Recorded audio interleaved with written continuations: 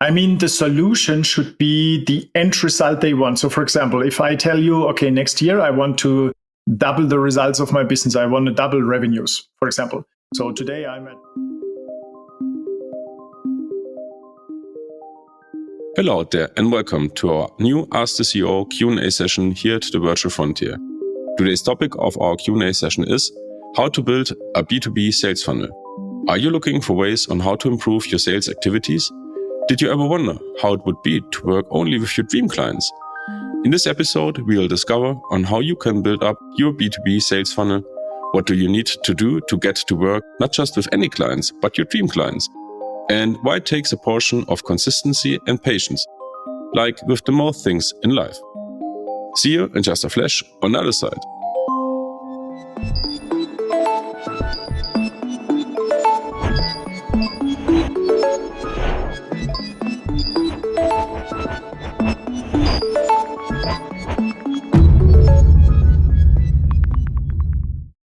So, Manu, new week, new session here at the Virtual Frontier, our Q&A session. Our topic today is how to build up and work with B2B sales funnels. But before we dive into the granular topic and see what is inside the sales funnel and how to create it, maybe you can give our audience a broad and like short description about what is it about to have build up a sales funnel, a B2B sales funnel, and then we can dive into the topic more detailed. Yeah, absolutely. I mean, what is it and what does it? A sales funnel basically is a set of steps that consists of like how you attract the right potential clients, right? Not anyone, but those that really are your target audience. And then how you bring them to the next step to become really interested in your offers. And then make them so excited that they want your offers and request your services so that, and this is the last step, they become your client. And what a funnel is about, it's about automation. So you automate this entire process. And typically in the B2B segment, just the last part is a manual process. That's why you can automate the customer acquisition by 85%. Right. And how you do that is you use the different platforms, Google Ads, Facebook Ads, LinkedIn, maybe Instagram, to magnetically attract the right people with your ads and offer them free value using a lead magnet. And then you nurture them with email sequences and retargeting so they never forget you and become your clients when they are ready to buy and not buy from your competitors.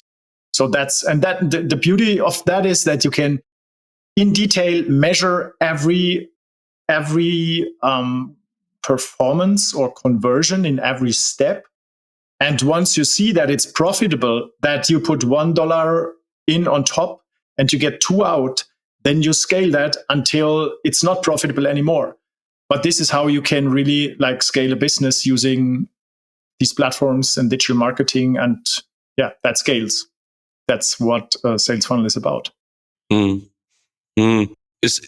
What is the main difference probably to, let's say, a classic sales approach, if we say it like that?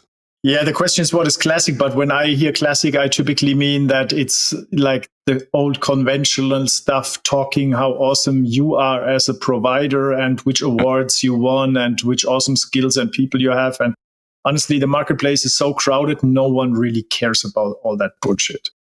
And that's why selling became so hard. And that's the typical outbound approach, right? You push people to buy from you. You try to put the message in front of them in their inbox saying, look, I help you with this and this and that. Do you want that stuff? And people smell a sales pitch from 10 kilometers away. So this will not attract the right clients. It will repel them.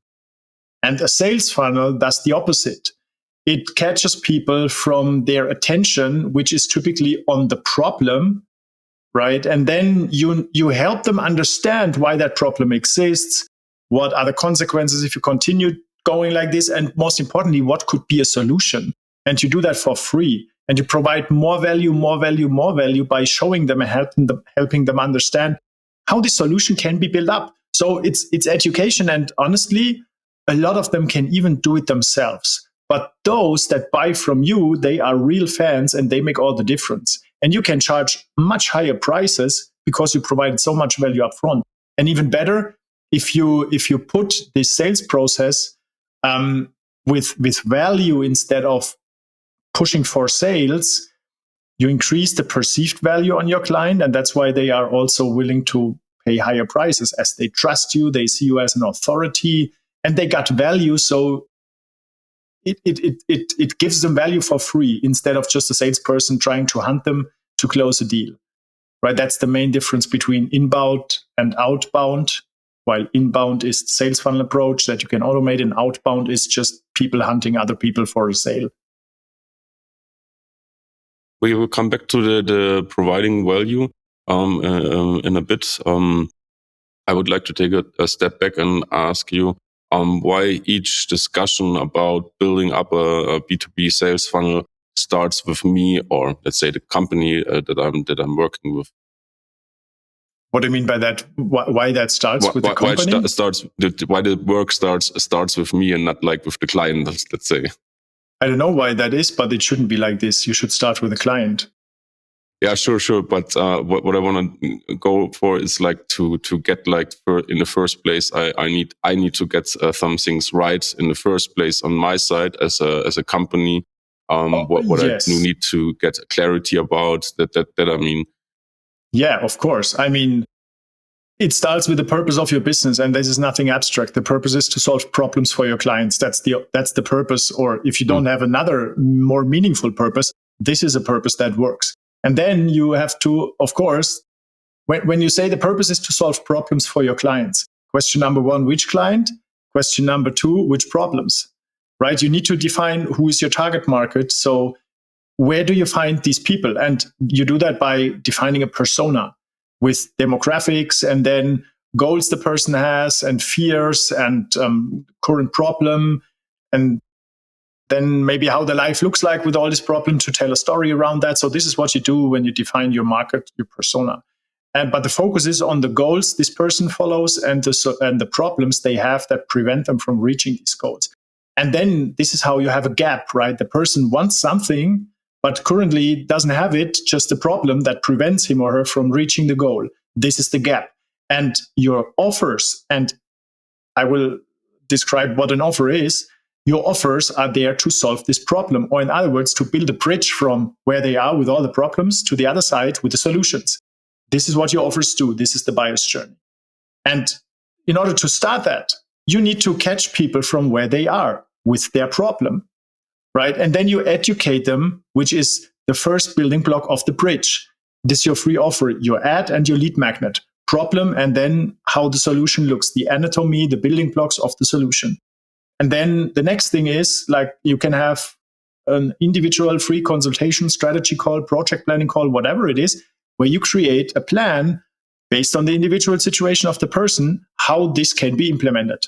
And the result is the person knows how it can be done. And it's an offer if they want to take the fast lane and do it with a service provider, right? This is a typical B2B sales funnel that you can automate. So to answer the question, what is an offer? Everything is an offer, starting from the ad to your landing page, your lead magnet, your service request page, your strategy session call, and then your offer. These are all offers that build the bridge from problem to solution. And you need to start with the problem. You cannot go with the offer straight ahead because there is no trust. You didn't build authority. They don't believe you. You don't know what they really want, if it works for them. So that's what it is. So the preparation is your persona definition and all your offers that lead the client from problem to solution. That's what you need to prepare. Then you can build a funnel. Why do we need to work so intensely in the first place on getting this thing with the persona right? Or probably you can explain a little bit more about the persona itself and how you work on that. Yeah, sure. Because you want to win clients, right? And to win clients, you need to change the perspective on becoming really helpful for clients, because then they will buy. You shift your perspective from we do to you get, because clients don't care what you do, they care what they get, and they want to get their problem solved. So, and you cannot solve one problem for everyone. You need to be specific. For example, if you say, okay, you have a time management system. So that's commodity. So many do this. But if you say you provide time management for salespeople, it's much more specific. If you say you provide time management for salespeople in the software development industry, wow, people that see this say, oh, this is specifically for me. Now, if you change that from what you do to what they get, you say, we help salespeople in the software development industry get 6 to 10 hours free time per week by applying, like, I don't know, modern time management techniques. You put what you do in the end and you start with for whom is it, which problem do they have, and what's the dream outcome they want, and this is what you offer. And then, yeah, that's how you sell based on value and build trust and authority instead of just selling stuff that nobody wants because nobody understands what they do. And by the way, by doing that, you can charge higher prices because you don't sell commodity. That's what most service providers are trapped in because they sell the same thing as all their competitors do. We do web design, we do app development, we do software development. But why do clients need this? No one cares about the outcome for clients. And then if a client knows, because a client has a problem and they know they need a website relaunch, if they are already in the stage of knowing the solution, then what do? They go to Google and in their network and they like approach all agencies or service providers that provide web development services. And then, of course, it's all about the price. They choose the one that has the best price because they all look equal somehow. They all do web development. They all do what I want. But if I find someone who really understands my problem better than I do and shows me a unique solution, then I have a lot of trust and I see this person as an authority. And I got one step ahead even without paying this person. I understand how I can get from my problem to the solution with the help of this person. And then the consequence is, okay, if I want to get it fast, I do it with this person. However, when I look out into the advertising market and the whole marketing space, I see there's a lot of companies that are still having maybe first the product and service in place and then start looking for the probably the client. So what is the problem with that? And maybe is there like they're anxious about like getting any client instead of searching for the dream client? Yeah, I think this is the approach of solving a problem that maybe doesn't even exist, right? You build a solution and then you look for the problem. That's basically what you do when you start with like building something where, I mean, I did that in the past pretty often because I was software developer and I knew how to develop software. So I developed a lot of software and I always developed the software where I thought that it's of high value for others. And way too often I've built the software and then people told me, yeah, nice, but no one gave me money for this because they didn't really want it as it doesn't really solve a problem for them. So that's why you start with a problem first. Now your problem can be a problem that many people have. Still, you want to pick a niche first and define a specific persona because then your messaging can be much more specific. So from the client perspective, it looks more relevant to them. And if it's more relevant, then the attention is higher and then you can build a story and show them and walk them through or to the solution, which results in higher conversion rates. And this is why, you should definitely start with a problem and then find people that have the problem. Or if you have no idea which problem you want to solve, you choose people and then listen to them and ask them about the problem. And then you build a solution around that. And if you start with the solution, it might happen that you build something you like, but no one else does, so you don't get paid for it. And then your business won't thrive. So, or you look what other competitors do and you just do the same, but then it's all about the price in the end as clients have alternatives that are of equal value, and then it's about the price in the end. Mm-hmm. Yeah. How can I really, and you just mentioned the problems side several times, how I can really find out about the real problems that my clients, prospects, whatever have?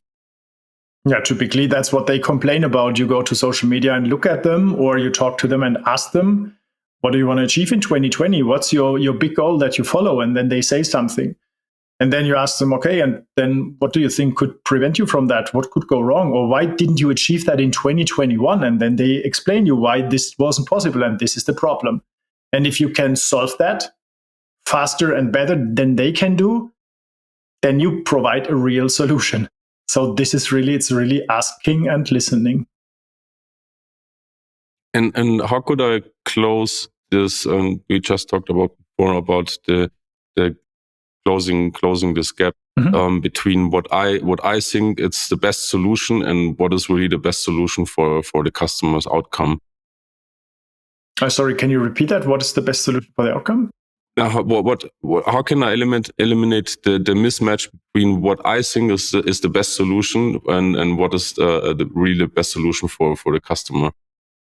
I mean, the solution should be the end result they want. So for example, if I tell you, okay, next year I want to double the results of my business, I want to double revenues, for example. So today I'm at 2 million, next year I want 4 million, for example. So, and you ask me then, okay, why didn't you get to 4 million this year? Good question. And then I tell you, yeah, because I don't have enough salespeople, I don't have enough leads, I don't have quality leads or enough of qualified leads.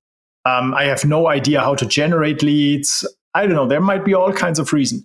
So you listen to that and you write that down, and then you build an offer like that should answer the question how to generate leads that really want to buy from you, how to automate lead generation so that you can focus on sales, how to use Facebook and LinkedIn to find the right audience on autopilot. This should then be your promise. And then you build something, an asset that really does that. But you need to first find all the how-tos. You need to somehow provide either for your client, or you tell the client how they can do it themselves, that are required to solve the complete problem. What happens also often is that, people promise you, we build videos that boost your sales.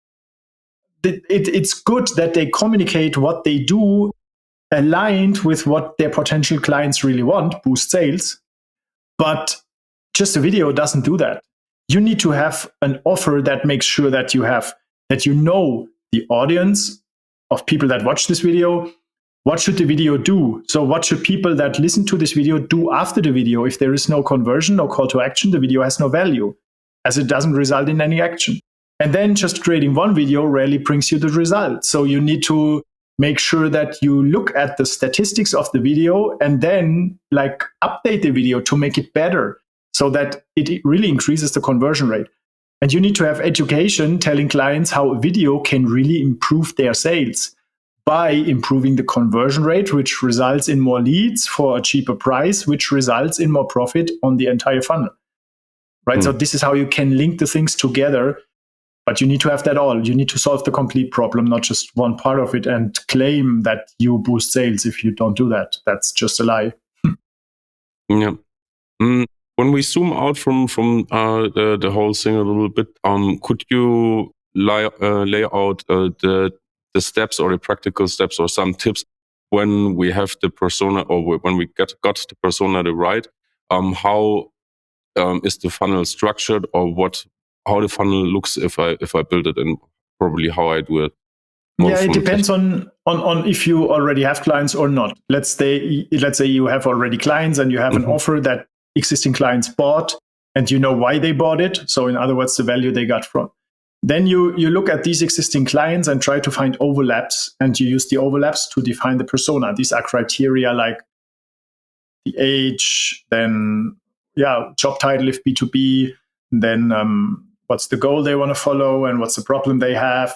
Yes. And then you start to build a message, a problem-based message for social media ads, and a solution-focused message for Google ads, because people that search on Google, they have typically the intention to find a solution. They Google for a specific service provider or something. So they know the solution they want, and they Google for that. So you write copy that is solution focused, while on social media, if you target people that never visited your website, you have messages that starts with a problem and then educates why this problem is significant and how it can be solved. And the next step is then to have a so-called opt-in page or squeeze page, where you tell them, look, I can show you how this, for example, how a sales funnel works in detail that generates leads automatically and generates people that want to become your clients, right? This could be a lead magnet, could be a PDF, it could be a video, it could be a blog post, whatever. But people give you the email address for this asset. And from there, you offer a free call to create a roadmap, a strategy call, project plan to do it based on their specific situation. And then the result is an offer to do it on the fast lane. So the first next step is to start a campaign, see if people click that, measuring the click-through rate. It's all about numbers. And then look what's the conversion rate on your opt-in page, or in other words, how much do you pay to get one person giving you the email address, right? And then you can check if your entire funnel is profitable or if you just waste money. And then you need to tweak based on data and numbers. This is all it is about. It's not assumptions. It's not hope. It's numbers. You just mentioned my keyword, tweaking the offer and everything around that. Why is it important to constantly like tweak the offer that you have, like everything inside the offer, and like keep listening to what your customers are saying? Yeah, because the offer is not for you, it's for your client. So they need to be very interested in it and excited about it. And if you listen to them and you discover that they want something additional, you can add it to your offer to make it more valuable, to solve the problem completely. And maybe the problem changes over time, right? So now you might have the problem that you're before Corona, that you want to build a culture in your office that, I don't know, is result focused or based on cooperation, whatever. And then the entire world changed and everyone is working remotely. So that's a different thing. Then you need to adjust your offer. Otherwise, it's not relevant anymore for your clients as the environment changed. And you want to do this continuously. Not every day, of course, but once a year or even every quarter if your offer is pretty new. And let's assume like the funnel is built up. I'm tweaking the offer constantly. What can I probably do to stand out with my offer? Because we just discovered before the marketplace is really crowded. There are a lot of different offers. Is there some hint or tip, like when I work with funnels, how to stand out from competition? I think you need to be authentic first, not this like get rich quick stuff where you promise the world and deliver nothing or so. You just be natural and you should show up as a person like I am like you, right? Your audience should resonate with you.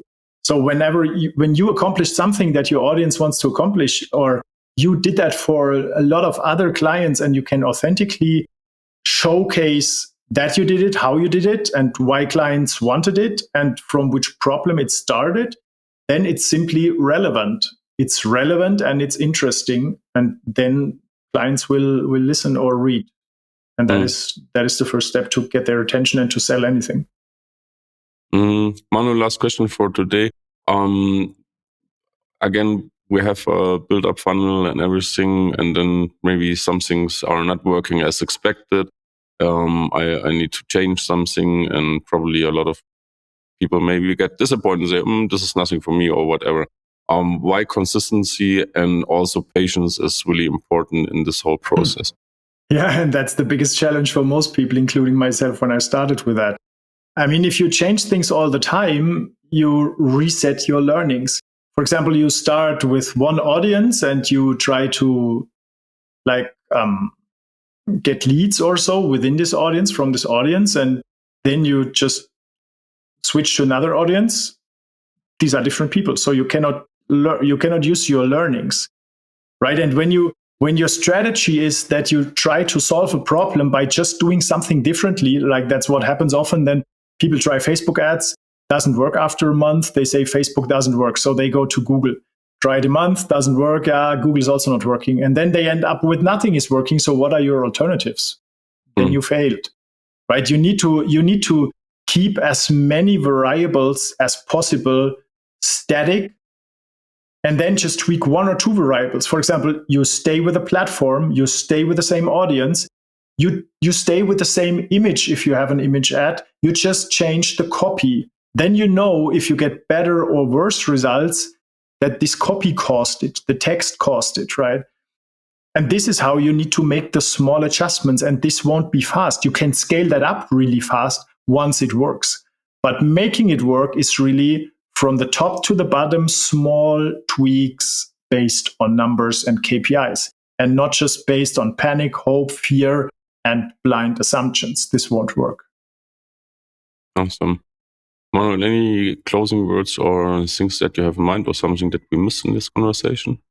I would say start with a problem, start with your audience, really write that down, and then look if you can find these people online, talk to them, look if they really have these problems, see if they complain there, and then just try it. Like, take €1,000 and try to catch the attention of those people you want to catch the attention.